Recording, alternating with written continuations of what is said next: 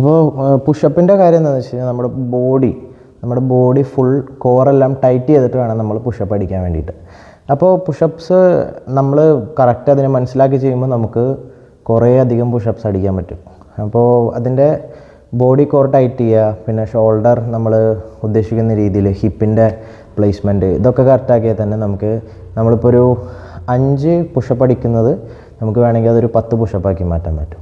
Always the ഫോമിലാണ് അതിൻ്റെ ഒരു കാര്യം ഇരിക്കുന്നത്. അപ്പോൾ പുഷപ്പ് അടിക്കുമ്പോൾ നമുക്ക് ഹോൾ ചെസ്റ്റിനായിരിക്കും അത് ഫീൽ ചെയ്യുക.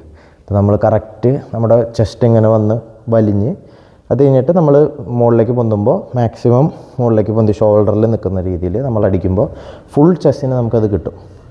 സോ ഞാനിപ്പോൾ അത് കാണിച്ചു തരാം. ഓക്കെ, അപ്പോൾ നമ്മളിവിടെ കൈ പ്ലേസ് ചെയ്യുന്നു. ഞാൻ കുറച്ച് ബാക്കിലോട്ട് ഇറങ്ങിയേക്കാം. അപ്പോൾ ഷോൾഡറിന് നേരെ നമ്മൾ കൈ പ്ലേസ് ചെയ്യുന്നു. ജസ്റ്റ് 2 ലെഗ്സ് സ്ട്രൈറ്റ് ആക്കി വയ്ക്കുന്നു. കണ്ട, നമ്മൾ ഇങ്ങനെ നിന്നിട്ടും കാര്യമില്ല, ഇങ്ങനെ താഴേക്ക് നിന്നിട്ടും കാര്യമില്ല, ജസ്റ്റ് സ്ട്രൈറ്റ്.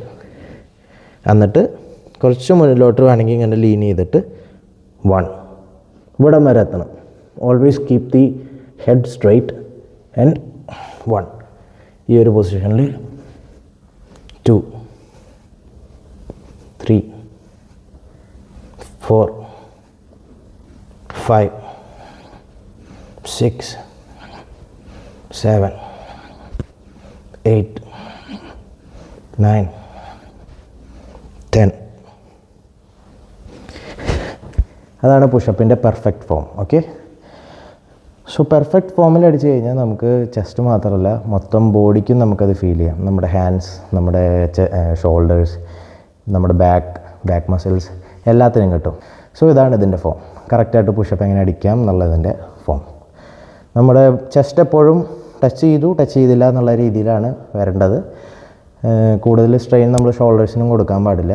നമുക്ക് ചെസ്റ്റിനാണ് അടി കിട്ടേണ്ടത്. ചെസ്റ്റിനും ഷോൾഡേഴ്സിനൊക്കെയാണ് അത് മെയിനായിട്ട് പോവുക. പിന്നെ മുകളിലേക്ക് നമ്മളെത്തുമ്പോൾ ബാക്കിലേക്കും കൂടി നമുക്ക് ബാക്ക് മസിൽസിനും കൂടി കറക്റ്റായിട്ട് കിട്ടും.